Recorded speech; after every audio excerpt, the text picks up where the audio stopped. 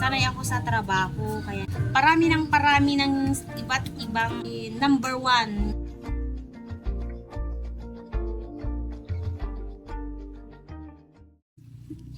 So we have here Gemaline Grosfe, a entrepreneur. So let us ask some questions. What inspired you to become an entrepreneur? Inspire ko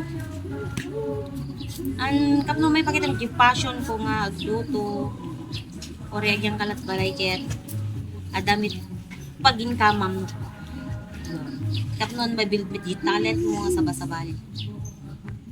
So next question, when did you start your business? Noong buntis ako, syempre walang ginagawa sa bahay. Ayaw ko kasing nakaupo.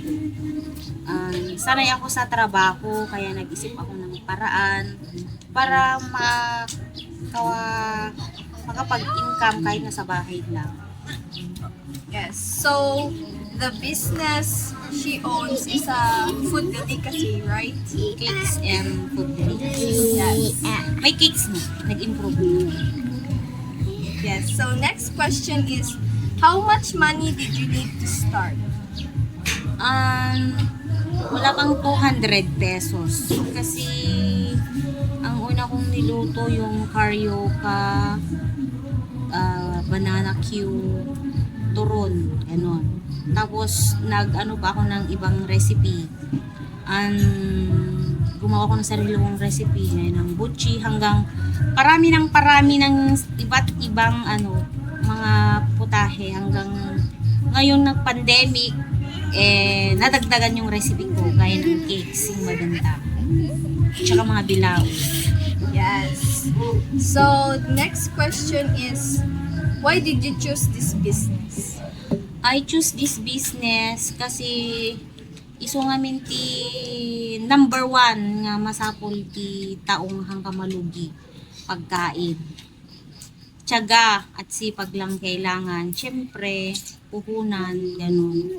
Tsaka dapat yung luto mo, hindi lang yung masarap, dapat yung pangmasa yung presyo, ganun. Para yung mga hindi masyadong nakakabili ng mahal, makabili sila ng kahit paano, masarap, tsaka mura. Yun. Yes. And last question is, what strategies help make your business successful? Number one, kailangan masipag ka. Tapos, no ti business mo ket nakapsot, hangka dapat give up. Dati ket partes na ti negosyo iti kumapsot ti paglakwan, adamit time na napumigsa. Dapat consistent ka nga nga masipag kapnon ti business mo ket mabilog kapnon nga income mo ka dyan. Tapos agbalin nga successful ka, tapos adun ko ti makamo nga di business mo ket ay nalatakin kasi di business sakit han lang nga naimas no dikit adu nga klase ti lutlutuin na kadya kapon hang mo umataw. Yes. So that's all the question. Thank you, Mrs. Gemaline Grosfe. Yay.